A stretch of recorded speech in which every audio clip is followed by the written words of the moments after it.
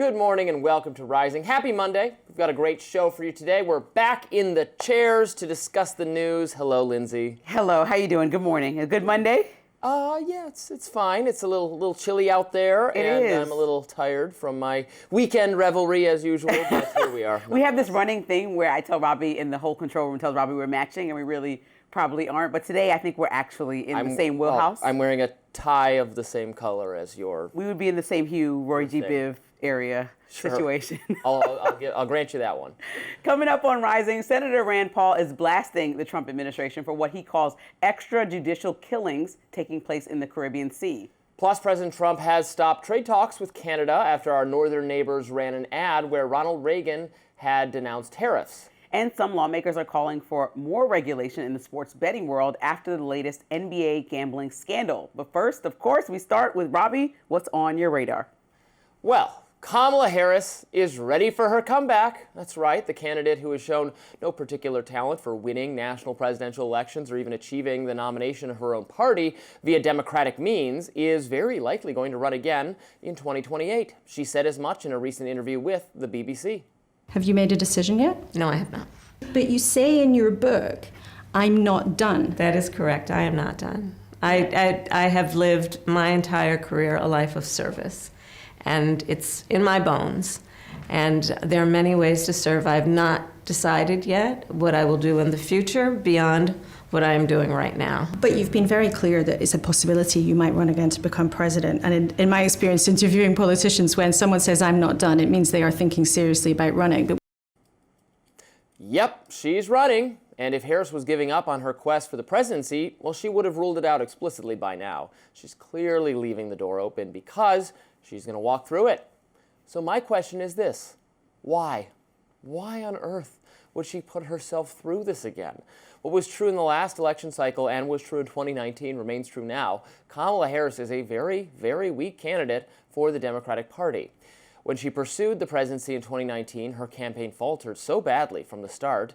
She demonstrated no real ability to connect with some significant constituency of the Democratic Party and then dropped out before the primaries really got underway.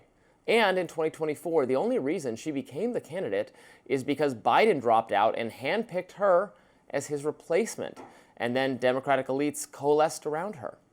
Now, if we lived under a system where a small number of wealthy, influential, liberal power brokers selected the next president, then yes, Harris would be an obvious frontrunner. Fortunately for her, ultimately the American people decide, and we've already decided that Harris is not very appealing. Don't take my word for it. Here was Bernie Sanders recently lamenting the failures of the Harris campaign to offer an agenda that was attractive to working class people. Whether or not you stand up and say, you know what, I am prepared to take on big money. I am prepared to stand with the working class. We are prepared, to transform our healthcare system to guarantee healthcare to all people. I didn't hear. I mean, the things that she said kind of reluctantly, some of us pushed her very hard. I think it's very hard to say that Kamala Harris ran a campaign that spoke to the needs of the working class and was prepared to take on corporate greed and the oligarchs. On the other hand, Senator Ruben Gallego, who's seen as more of a moderate Democrat, does not want to be on the record straightforwardly opposing Kamala in 2028. So here's his view on her potential candidacy. Do you think that Vice President Kamala Harris would be a strong candidate in 2028? I thought she was a strong candidate in 2024. I think there's a lot of strong candidates in 2028. I think she would be a strong candidate also in 2028. And that's going to be left up to the primary voter to decide. But would you encourage Vice President Kamala Harris to run? I would probably talk to a lot of candidates and see where they are. I can't say I'll encourage her right now because I want to see what her policy positions are, make sure they align with the voters of Arizona, make sure it's a winning message. But I wouldn't rule it out. And I would expect most of the Democratic establishment to sound a similar note because, aside from Bernie, they are not too keen to say no to a bad idea. They don't want to alienate who exactly? Who is out there clamoring for Kamala? I'm confused. And who will be profoundly disappointed if she does not run? The truth is that the best thing for the Democratic Party would be if someone could persuade Harris to sit this one out. Her best chance of becoming president was the brief period of time immediately following Biden dropping out, at which point her poll numbers were markedly better than Biden's and maybe competitive with Trump. But then the more she campaigned, the more she revealed her own views on policy, the more she talked at all, viewers liked less and less of what they saw and of what they heard. A big part of campaigning and also serving in office is being an effective communicator, one whose words resonate. Harris does not excel at this. She's often quite boring to listen to. She gives long, rambling, disjointed answers. She's painfully slow to get to her point. Here she was in that recent BBC interview describing her views on Biden's fitness. Let's be more precise. There is a very serious difference between capacity to be president of the United States and the capacity to run for president of the United States. And so it is on that latter piece that I talk about in the book, about my concern about his ability with the level of endurance, energy that it requires, especially running against now the current president. Does anybody else find that difficult to listen to, or is it just me? She endlessly stretches the very simple point she was making, which wasn't even a very good point. Obviously, if Biden was not fit to campaign, then he was not fit to serve as president. Campaigning is, yes, a strenuous job. It's not more strenuous than being president, which requires constant and skillful, complex negotiations with other political leaders, both foreign and domestic. There are some important things going on in the world. I'd like my president to be able to handle them. Obviously, now mark my words, if leading voices within the Democratic Party do not encourage Harris to think very, very carefully about whether she's really the right person to go up against J.D. Vance in all likelihood in 2028, they are going to regret it for their own electoral stakes. I gotta say, solid radar, my friend. Thank you. Very thought-provoking, entertaining. I laughed a few times. I will say that the Republican Party understands this, right? President Trump lost in 2020 and then won in 2024. There was a sour taste in many people's mouths, even in the Republican Party, that did not want to see him on that ballot, especially not at the top of it once again. And so I think we have to allow that same breath and space that we gave to President Trump to do whatever he's going to do. Now, while I think that there possibly could be better options out there, I do think that she had a momentum that we can't compare exactly to when she primaried against Biden, because she didn't have that same momentum. People now saw her out there. Some people were upset that she lost, even though President Trump won. Obviously, it was very clear. She only had 107 days. Some of her argument is that if she had a full campaign season and she's going to have to primary, like people argued, against others, and she comes out strong, maybe her messaging changes. Maybe she learned from that practice one. Maybe when she gets the full campaign season, she can really lean all the way in. And so if we gave Trump that luxury to breathe, we need to give Kamala that luxury to breathe. I also think if she takes some strong policy stances and doesn't do what she tried to do last time, is like please everybody, that might be a better move for her, and everybody should have the capacity to do that. I also think she's playing this smart, and I do think she's definitely running, because if you asked me 6 months ago, I'd be like, no, but then she put out the book, and then the way that she has avoided talking about President Trump, I think, is a big deal and something that people should look at, because there's other governors, obviously Gavin Newsom, J.B. Pritzker, that are very vocal about President Trump. Kamala has been hesitant to say many things. She keeps it very light, a little bit on her book tour, but she's like, I'm not the president. Like, she keeps it very calm because she doesn't want to start this attack season. Well, there's many things to say about President Trump right now. You can go on just pick any topic that she can go off on, the same ones that Pritzker and Newsom are going off on. And I think the way that she's playing it is trying to be smart and strategic, which may be a good step for the Democratic Party. We have to just see where the policies lie. It's funny that it's the two most likely or most high-profile candidates right now are the choice, the variety the Democratic Party offers you, from a black woman who's a California liberal to a white man who's a California liberal. Such diversity in the Democratic Party. Pete Buttigieg seems like he's setting himself up to run, so add him in the mix. So I think we're going to see more and more voices step forward. Also, we might see young people make their voice clear within the Democratic Party, which I would love to see. Like, do you have any young people left? Well, I could. They're all in the Republican Party. Oh, stop! That's where you're going with that. I think that people should really listen to what young people are saying, and if young people are ready to speak, wherever you go find them, whether it's in the comments of the podcast, whether it's actually rallying and having conversation with young people. The establishment is the big issue that we disagree on. That shouldn't be the only people you're consulting about what the next steps will be, because Americans largely feel left out of that conversations on both sides of the aisle. So I think the Democratic Party, like I've said multiple times, has a lot of soul searching to do. But they should start with talking to different groups than the people who've been in government for the last 25 plus years. What do you think? Do you think she has a chance? Oh, I think she had a chance at what? The presidency? Like or the primary. nomination? Like, you think she'll even get past in primary? I think candidate? she could be the Democratic nominee because she just has such name recognition. I think it would be a huge mistake to nominate her because I think she has not shown any special ability. It'll be close, obviously. The election is always close now. She's not who I would want if I was a Democrat to go up against the likely Republican candidate, J.D. Vance. I don't think that's a wise choice at all. But it could be her. We'll see. Up next, President Trump is slapping more tariffs on Canada and pausing trade talks with them. It's over a Ronald Reagan ad our neighbors to the north ran over the weekend. We'll be right back.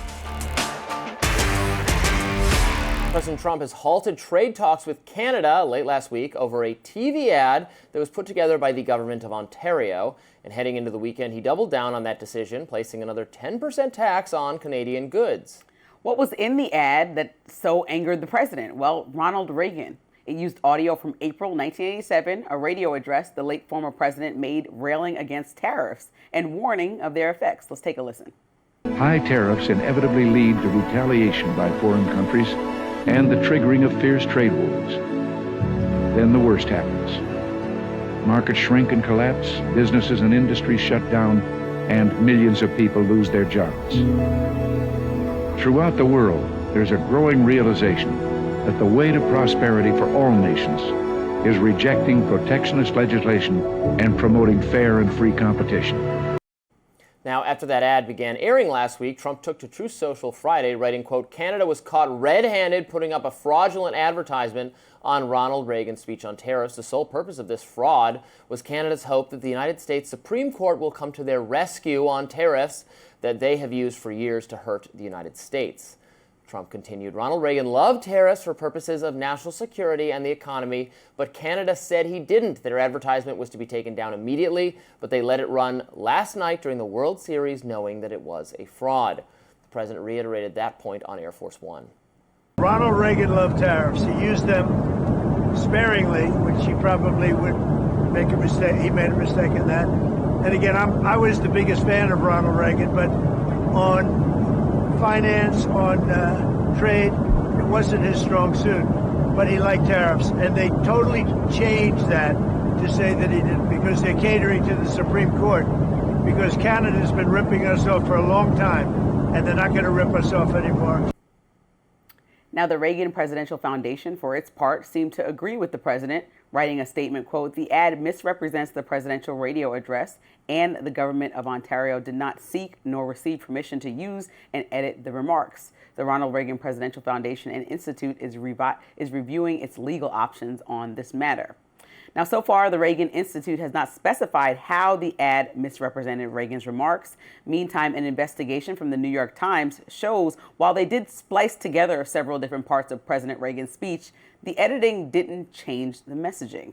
As for Canada, Ontario Premier Doug Ford indicated on Friday that he would take down the ad only after it aired during Game 1 of the World Series.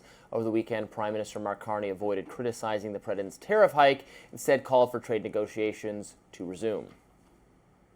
My colleagues have been working with their American colleagues on detailed, constructive negotiations, discussions on specific transactions, specific sectors, steel, aluminum, and energy. And a lot of progress has been made.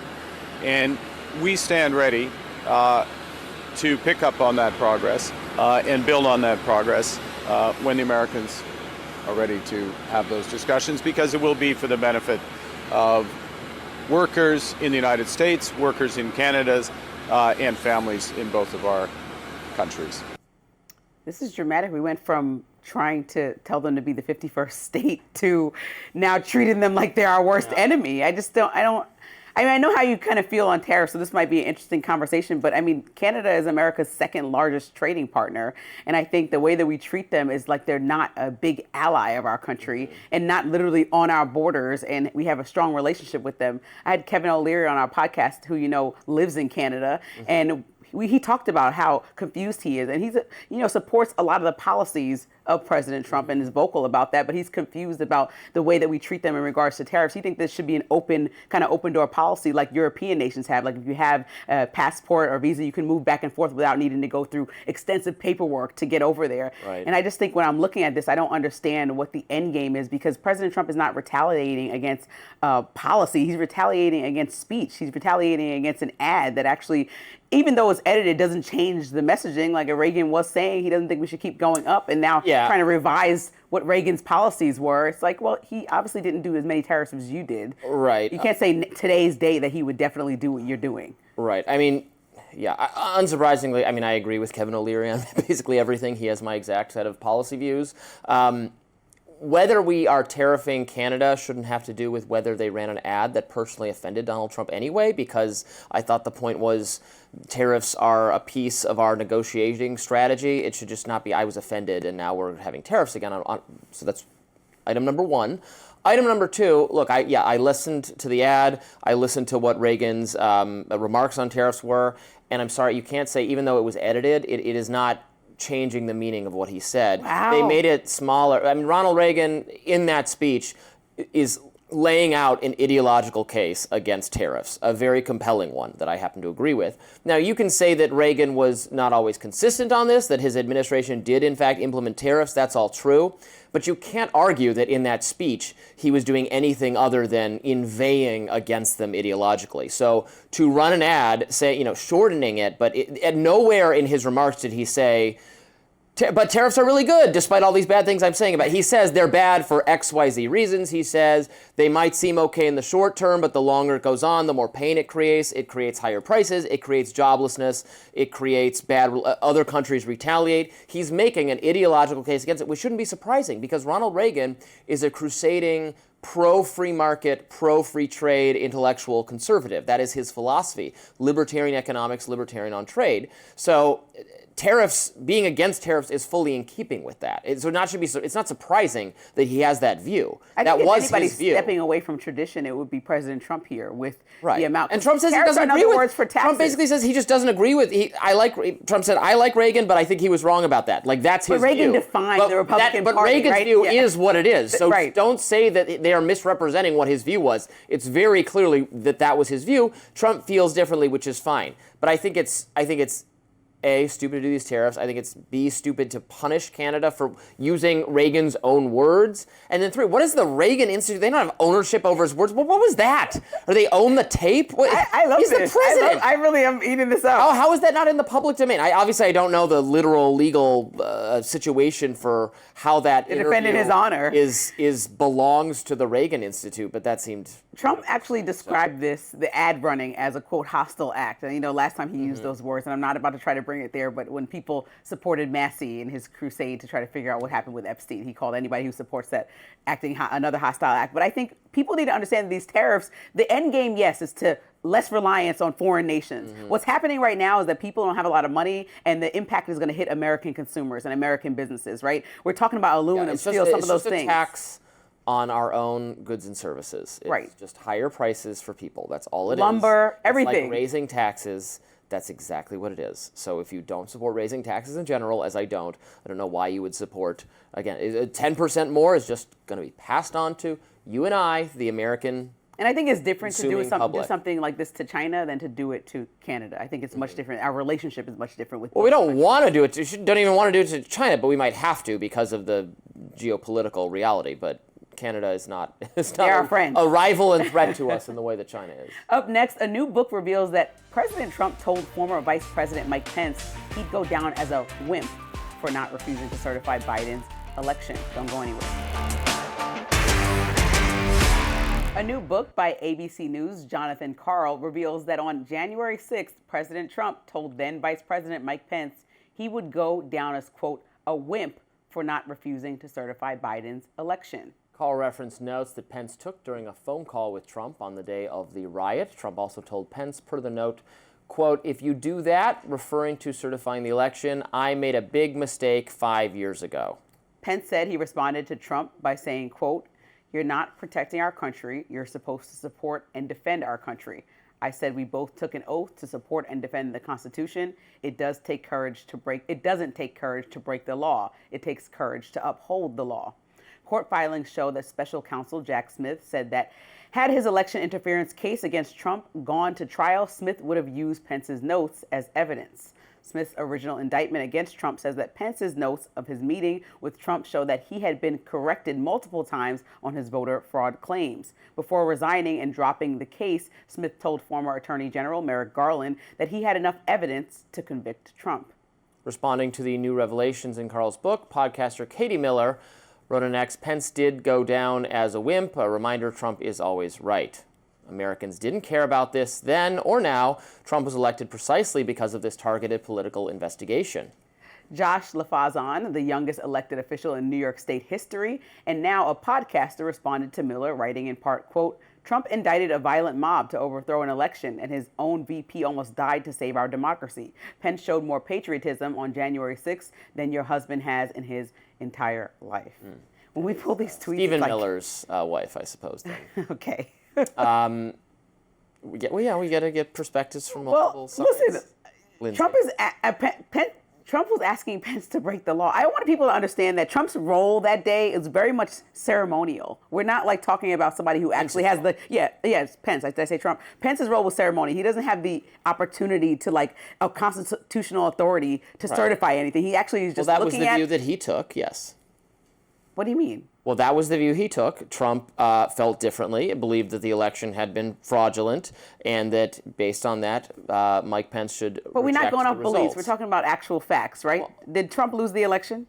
Yes. Okay, so we're clear on that, yeah? But Trump persisted in believing that there had been fraud and that was not the case, and was persuaded by advisors who were wrong that that was not the case. So then the question becomes, is it illegal to be wrong about something? And I would say no, but Jack Smith took a different route, which was that Trump should be prosecuted for using the legal means available to him, the court system, to contest the election. Well, intentionally, it's his intention there then, right? Intentionally trying to overturn an election that's certified, or something that... Persisting in your belief that you had actually won was never considered a crime That's before, actually, it's a request even to though violate Hillary the Clinton Constitution. did it and John Kerry did it and No, she never asked the vice vice president not to certify the next president. I think you cannot violate the Constitution and ask your vice president to not move forward in this ceremonial thing. Like, the facts are the facts. The numbers are the numbers. Just like Trump won this last election, Biden won his election. And so I think that going down this rabbit hole is like this endless thing where the argument was that he understood that he had lost the election and still persisted. Mm-hmm. And so the one thing, if you genuinely believe,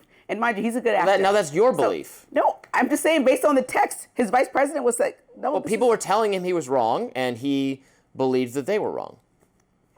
So we're just going on beliefs on all sides. Well, I do know. I think Trump at the time actually But now he still won't admit that he lost, now to this day. So now what do you call it? Intentionally just not believing the facts? I think right now? That he thinks the interference of social media sites and their moderation policies, and it was done at the behest of FBI agents, made it an unfair, illegitimate result. Oh, man. Has Trump suggested he doesn't need congressional approval to take action off the coast of Venezuela? More on why Americans deserve answers in my lens coming up next. Stick around. All right, Lindsey, what's in your lens today? Let's talk about it. So when it comes to fighting America's drug problem, the Trump administration seems to have traded courtrooms for combat zones. The U.S. military has been carrying out airstrikes and sea strikes on alleged drug smuggling boats in the Caribbean and off the coast of Venezuela. Officials say these operations are meant to stop narco-terrorists before they reach our shores. But here's the problem. We don't actually know who's being killed or what evidence proved they were drug traffickers in the first place. According to the administration, at least 43 people have been killed since this campaign began. Defense Secretary Pete Hegseth says that the military has conducted its 10th strike so far, and there's talk of land strikes coming up next. Senator Lindsey Graham even told CBS News that he thinks the president has decided, quote, it's time to go for Maduro, or for Maduro to go, talking about the Venezuelan leader and calling land strikes, quote, a real possibility. Graham also doubled down, saying the military will, quote, kill the people that want to poison America. But let's just pause, because while Graham sounds ready to invade and escalate, other lawmakers, even Republicans, are sounding the alarm. Senator Rand Paul, a longtime defender of the Constitution, went on Fox News Sunday and said he's never been invited to any briefing or anything about these attacks. But a briefing's not enough to overcome the Constitution. The Constitution says that when you go to war, Congress has to vote on it. And during a war, then, there's a lower rules for engagement. People do sometimes get killed without due process. But the drug war or the crime war has typically been something we do through law enforcement. And so far, they have alleged that these people are drug dealers. No one said their name. No one said what evidence. No one said whether they're armed. And we've had no evidence presented. So at this point, I would call them extrajudicial killings. And Paul didn't stop there. This is akin to what China does, to Iran does with drug dealers. They summarily execute people without presenting evidence to the public. So it's wrong. And that's really the point. America is built on checks and balances. We're supposed to be a country that demands proof before punishment, not one that bombs suspects at sea without due process. Yet the White House is openly suggesting it doesn't need Congress. Trump even told reporters, quote, "We'll probably go back to Congress and explain exactly what we're doing, but we don't have to do that." So let me get this straight. If 43 people were killed in a law enforcement operation with no evidence shown, no transparency, and no vote from Congress, what exactly do we call that? The war on drugs or the war without rules? Because when a government decides it can kill whoever it labels a criminal without a trial, without proof, and without oversight, that's not a show of strength. That's a red flag. At the very least, Americans deserve answers. Who was killed? Why? Under what legal authority? Until we know that, calling these extrajudicial killings isn't even radical. It's just reality. Well, we agree. Great little monologue there. This is an issue. Wow, compliments all around. Good.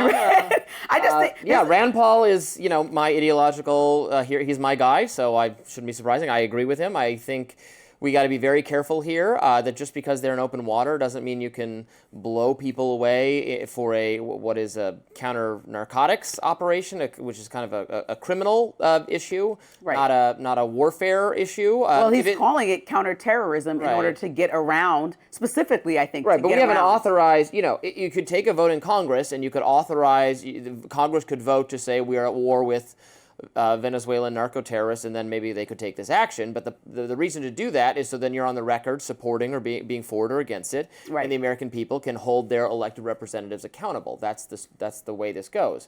If you just say, oh, well, they count as terrorists, so now they can be blown away under the previous mandate for the U.S. government to counter terrorism wherever it exists, well, I think that's a slippery slope to just describing everything as terrorism. We're going to have say terrorists are on our streets here in America, we can blow them up. And yeah, what happens when you get it wrong? Rand Paul has pointed out that when we stop boats and search them, we get it wrong about a quarter of the time. Right. Where a quarter of these people, not terrorists, they're just being blown up. Who are they? And then also the people that have survived these attacks are like in the shape where they can't even speak. So like the intel that you would gain, and not saying, certainly don't want to protect anybody bringing drugs into our country. I know it's become this epidemic where people are really dying and it's a very serious issue. But I do think that there's a strategy that could provide more information to try to get the solution more final rather than just blowing people up. It almost feels like a video game in the way that we're behaving. And also as somebody who... The fentanyl is not entering our country this way, is my understanding. So they're talking about other drugs. Well, they're not. These aren't headed to our shores. These are headed to other places in the Caribbean. And then they find their way to the U.S. Yeah. So I think that when you blow up ships, especially as we move towards land, because the president has strongly signaled that and said, oh, I might ask Congress. He very loosely mentioned that, which I think is appropriate because blowing up the ships to me was already an act of war. Doing anything on land is surely an act of war. And I think as somebody who has campaigned on the anti-war president and somebody who is very much anti a lot of the wars that we've had historically, then you shouldn't start any new wars. And to expect that there won't be any, even if it's minuscule compared to what the U.S. can do, any retaliation, we are now involving our U.S. troops in something new, a new battle that maybe could have been handled a little bit differently by just calling it what it is, counter-narcotics mission and not counter-terrorism. I think once we enter that bucket, it's like everybody can do whatever you want. And I think you can probably expound on this more than I can, but much of MAGA and the base seems like they are also anti-war and strayed away from the traditional conservative party that maybe people used to describe as war hawks. And they're just like, we should have been out of Afghanistan. We should have been out of Iraq before we were in both instances. And so why would we start anything new? Right. I mean, I think if I am to defend this is my view, but let's take off here's what Robby thinks hat and put on my defend MAGA, defend what Trump's doing hat, I would say that, well, Afghanistan and Iraq, certainly, that's the case, but those are different countries. Those are halfway across the world. This is in our own hemisphere. This is the Americas. We are the big dog in the Americas. We have a more vital national security interest, not in changing some regime in Iraq and Afghanistan, but in regimes in our own backyards. Venezuela's regime is authoritarian, socialist, and hostile, and oppresses its people and is despicable, and the people want to change. The people are advocating for change, and if we can play some small role in fostering a democratic governance there, that would be more called for. Different countries are different. It's not the same situation as Afghanistan. It's not the same situation as Libya. It's not the same situation as Syria. I think that's what the regime would say. And they say insanity is doing the same thing over and expecting a different result, right? It's not the exact same thing. But it's similar. It's that we try to come into countries that are not our own, change the leadership, knock it down, and then we destabilize the country we leave with it equally, if not more destabilized than it was prior to us arriving. We've had multiple examples of that historically. And so to me, I'm just trying to understand what the end game is here. Right. If the end game is really counteracting the drugs or just killing Maduro, we need to figure out and be transparent about that to see if America wants to be involved with President Trump's crusade against getting that leader out of position versus if President Trump wants to stop these drugs from coming in or finding their way through the Caribbean to us, then let's figure that out and go through Congress. Let's not just attack this country because you might not like the way their policies are. Through Congress. But right. we don't like their policies, and their own people don't like their policies. Maduro is a despot and an enemy of democracy and an enemy of the West and an enemy of his own people. But a lot of time an uprising, a new leader comes in that's equally as bad. Right. We've seen that happen like experience in the Middle East. Exactly. And so it's kind of like, I know it's a totally different territory, but what changes the circumstance? Like people there might easily elect. They're more different than Venezuela. They're more different. They have there was no history of democracy in that country. It's culturally Islamic. It's different.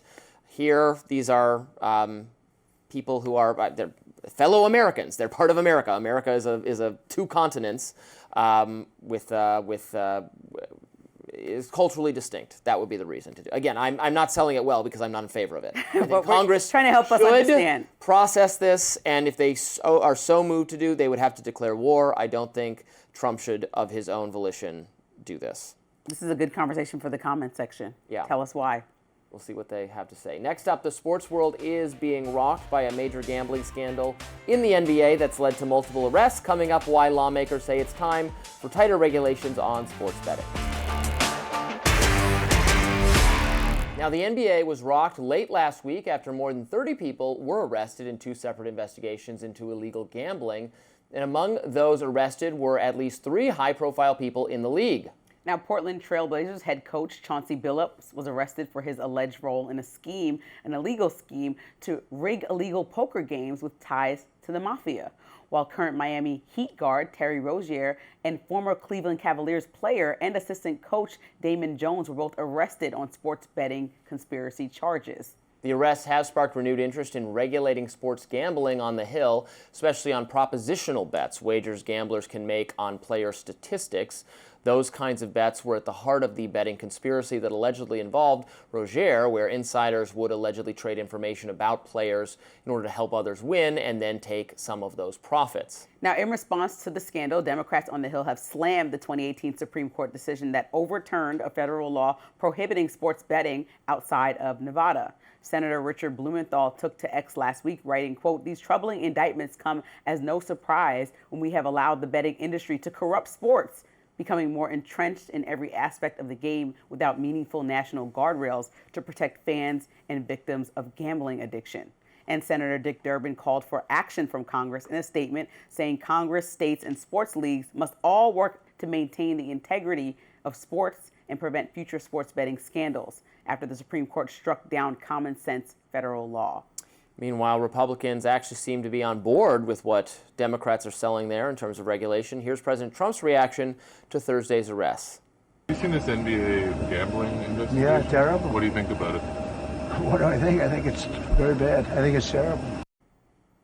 And Republican Representative Michael Baumgartner said that he was, quote, disappointed but not surprised by the arrest, telling the Washington Post, quote, "The world of prop bets has opened up a lot of potential for illegal activity and issues that can threaten the games. However, Baumgartner did clarify he was not advocating for a ban on prop betting and that such a ban would be unlikely to pass through Congress anyway. And I certainly hope it would be unlikely to pass through Congress. This is an interesting story.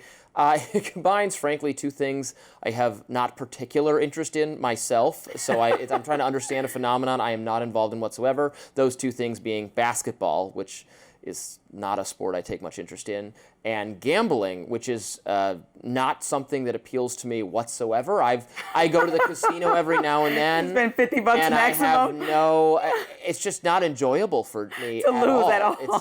It's not. It doesn't speak to me. I'm not someone who lives free of vice, but this is not a vice that appeals to me. Whatever. Now I know that there are some very addicted people, yes. and that the way that the sports betting industry has moved. It makes it very unhealthy for the minority of people who gamble very compulsively. Right. But I'm going to be a really ideological libertarian here and say, why is it my problem and why should I be prohibited, even though I don't really care to gamble? But theoretically, if I wanted to go out and gamble, why should I be stopped from making wagers because there are some people who can't control themselves? Well, maybe we need to stop those people, and the rest of us should not be in our rights infringed because you spent too much money is not my problem. That's my view. Okay, so we agree on the lack of interest in basketball and gambling. I am a cheap. You're not a basketball girl either. Well, I am a basketball by default because my household, Colin, my partner, loves basketball. So I understand this. I got an earful when this happened and people were arrested and indicted. What does Colin think? And so I'll be his voice on this show right now. So the NBA commissioner was on ESPN last week and had a direct conversation before this whole incident unfolded. Adam Silver, and he was like, listen, we have very tight guardrails over this entire thing. And then boom, boom, boom, same day or 2 days later, this all blew up in his face because he was on ESPN on the 21st and these indictments came down. And so it's like, is the NBA not doing enough to make sure that they're not so worried about how much money they now make? Because you know these ads, if you watch any basketball games, if you watch any sports podcast, they are all sponsored by sports betting apps.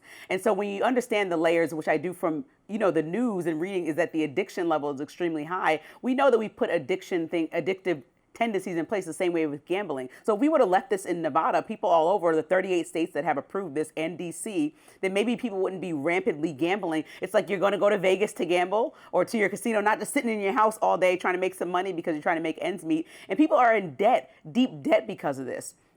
Then I sat down. Why is that my problem? Well, I think that as our country, we want to protect people that are extra vulnerable. For harms to themselves? Yeah, I think that we should. And I sat down with Tom McMillan, who's a former NBA player, and he also was an advisor to the Clinton administration. So he's one of the rare people that has two sides of this, right? He's worked in a government at a high level, and he's also played in the NBA. And he said at the time that he was playing, there was very much just indications, like in the 90s, that sports betting was under the table but getting out of control. He said so the minute that he started seeing them have a relationship with the NBA, he knew it was going to go downhill because the way that people still have these prop bets, which is what we brought up in the read-in, is that you can bet on anything. And it starts down from college level. So you can bet on if this person misses a shot or this other person is going to make a three-pointer. And you know what happens to kids that are in college that are constantly being bet upon, and this is directly a quote from him, is that they have this mental breakdown where they're kind of overloaded with people kind of saying, are they going to fail? And betting on their failure or winning. And then if they do not make the basket and they let somebody down, they're getting a million comments. And then we have this wrapped down with all these NIL deals. I mean, they're young people. They're young people who was like speech. I just think this would created be my discomfort with regulating. Well, this created disaster around so much that used to be fun and recreation, and now it's just creating, I think, this. It seems like nostalgia for nostalgia's sake. Oh, in the old days it was so much better. We can't control prop bets. There was anyway. always I think gambling. We should definitely leave it and the reason Nevada. The reason all these. But why? I mean, the reason all these people were caught is because it is now all this betting is taking place in the open. If the betting is, if this form of betting is illegal, the mafia will have more control over it. It'll just be done secretly. It'll be more illicit. It'll be harder to catch people. The people will still be making prop bets. They just won't do it in this. Any law in this country, if stuff was legal, it's like, what do you mean? No, people will do it. Do it less if it's illegal. Right, when you're people will do it less if you're going to get in trouble for it. When you're trying to combat they won't do it more. Human behavior, like for instance prohibition, where we took the noble experiment to ban alcohol, even though alcohol is addictive for a lot of people, has ruinous health effects for people who are addicted to it, is because of car crashes, is tied to more actual deaths Same thing with cigarettes, but we don't ban cigarettes. We've stigmatized them. But these harmful things that are by far associated with actual death, and in some cases third-party harms because of car crashes and other things, we allow those things. So then how if that's all legal, I mean, this is my issue with, prohibition of hard drugs. Marijuana didn't kill anybody, and it was illegal for decades. The harder drugs kill fewer people than alcohol and cigarettes. But the NBA, I think. But we're not gonna. My point being, we don't prohibit those things because it's fighting human nature too hard. People want to smoke, they want to drink, they want to gamble. We should seek ways to mitigate the harm that people do to themselves who are in the most addicted categories. I would favor some sort of ban on gambling if you're a degenerate gambler, for degenerate gamblers, some prohibition on them. Maybe the system has to lock for you if you've put in too many bets or whatever. That would be fine. But a broad ban against people who are not otherwise addicted, I don't see how that's justifiable on civil liberties grounds. Well, I just think that sports betting overall has kind of ruined the game. And I think that now that if you have something like that, the NBA is having a direct relationship with sports betting and making billions of dollars because they put an ad. I mean, it pretty much scrolls at the bottom of the screen throughout the whole game. They are pushing this thing on Americans that they understand is addictive. Now, imagine like the Joe Camel ads, right? That was too much for people that smoke cigarettes. You cannot, people who are vulnerable, kids, you can't tell them it's a camel and a cartoon. See, I would buy absolutely your allow that. You would allow Joe Camel to come back? See, that's, I think the government, the government should protect people that are vulnerable to, no, I don't like that. I like that Joe Camel is not on ads anymore. I don't want my child to look at Joe Camel box and be like, oh, what's that? I want to get that toy too. No, there needs to be some more guardrails around it. And since the NBA is making so much money from this, at least try to protect people a little more. Maybe it doesn't have to be slapping everybody in the face throughout the entire game or throughout every single piece of content around sports because it's making you billionaires while bankrupting or, deteriorating the lives of so many people that have a gambling addiction. It's not the government. And then they have the nerve to put up a commercial it is like, not the government's responsibility to protect you. Yeah, it's ridiculous. No, the government's job is not to be our parents, is not to be the church, is not to protect us from or try to inspire us to live better or more fulfilling lives. That's the nanny state. I don't want a nanny state. The government's job is to protect you from harm from other people, is to literally defend you against violence. That's the government's purpose. It's not to make us healthier people. I think, tell Maher that. What are you saying? Tell Maher that. It is to make us healthier people. They need to do better to protect us all. Yes. Well, the government should get out of the way. If the government is recommending health policies that are making us bad, they should stop doing that. If they're preventing us or encouraging us or subsidizing or forcing on us products that are unsafe, they should not do any of that. If the government was this is not a theoretical thing, affirmatively encouraging people to gamble, I would be for shutting it down, as I am for all of the state lotteries, which are an abhorrent example of explicit government encouraging of gambling. The state lotteries should absolutely be done away with. That is the government telling you to gamble, telling disproportionately low-income people that, go get your scratch-offs or whatever. That is an abomination to me. That's government activity. That should go away. People want to do it privately. That should be their mistake. Why should the government have a monopoly on encouraging people to gamble? For two people that didn't care about this topic, we had a passionate discussion. I appreciate that. Next up, Arnold Schwarzenegger is urging California to block Newsom's redistricting efforts. We'll be back right after this. Former California Governor Arnold Schwarzenegger is blasting the gerrymandering wars and urging California to reject Proposition 50, which is an initiative to redraw congressional district maps. Now, Prop 50 aims to add more Democratic seats for California, much like how Texas initiative is doing the same for Republicans. The 7-time Mr. Olympia winner appeared on CNN with Jake Tapper, where he expressed sadness at the partisan battle. Let's take a listen. There's this war going on all over the United States. Who can out-cheat the other one? Texas started it. They did something terribly wrong. And then all of a sudden California says, well, then we have to do something terribly wrong. And then now other states are jumping in. And now this is spreading like wildfire all over the country. And it saddens me to see that we're going in the opposite direction rather than having an independent commission draw the district lines. Schwarzenegger did push back on the notion, however, that the Republican Party was the ones to blame and that they started all of this. Let's watch. No, Jake. There has been gerrymandering going on for 200 years. There is such extreme gerrymandering going on that in a state like Massachusetts, that has like 40% of the people voting for Trump, They have 0 representatives. The Republican Party has 0 representatives sent to the House. Think about that. In New Mexico, if 45% of the people voted for Trump and vote Republican, and 0 is sent to the House, 0 representatives from the Republican Party. Yeah, I think Schwarzenegger makes a good point that we should not pretend that gerrymandering is just something that Republicans are doing. There are states, as he's pointed out, that have significant, albeit minority, populations of Republican voters that get 0 representation. The same is true for Democrats. If Republicans start tinkering, to squeeze more seats out of their safe states, then Democrats do the same, and it's a kind of an appalling system, and one that creates more warped polarization, because when you create, both parties have an interest in creating these very safe seats for their own, like they're fine with that. They're like, okay, well, this state, you get these seats and we get these seats, and none of them are competitive, which means then the most far left liberals can get elected and the most far right Republicans can get elected because they're safe seats. And increasingly, and both parties have an incentive to do this, and I think it's a terrible system, but there's not much hope for fixing very broken systems in our system, unfortunately, because the system overall is a broken one. And I'm not a fan of gerrymandering. I think that the American no public, one's a fan. Yeah, obviously people in Texas, the people in power are fans of it. But no one in voters. Well, I guess this is my biggest thing. So in an ideal world, Texas did start this, in my opinion. We're not talking about history and how Massachusetts became the way. We're talking about this year. Texas started this. If Newsom you start responded right now. Yes, we're talking about under the Trump administration. What's going on right now? History does not exist. No, history can exist. We're talking about right now. I'm not a fan of gerrymandering. It all happens. Yeah. Historically on both sides of the aisle. Texas started this recently. Now, so it's California's fault. No, you can't. This happened this year because Newsom is responding by calling this an election rigging response act. And the difference between what Newsom is doing and what's happening in Texas is that on November 4th, Gavin Newsom is giving people the option. He's saying, listen, you guys go during this special election season. There's going to be many local elections, and you go to the polls and let me know if you want to do this. Now, if the majority of California people that are voting in these local elections go to the polls and say, yes, we would like to change the seats in our state, then what's the issue? He's actually asking the people. You said, like, most Americans don't feel that way. Well, Texas will just never know. But in California, we will know on November 4th, and I'm excited to know. And that's the biggest difference. Even though I don't like gerrymandering, I think that if you're going to do it, Gavin Newsom did it the right way. Wow, what a hero. Hero of the day. We'll leave once it again. there. That does it for us on Rising Live. Look out for more exclusive YouTube content coming your way today.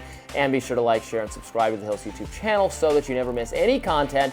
And for those of you who like to listen while on the go, we're now available anywhere that you can listen to podcasts. See you back here tomorrow. We're just getting started this week. Bye-bye. Just getting started.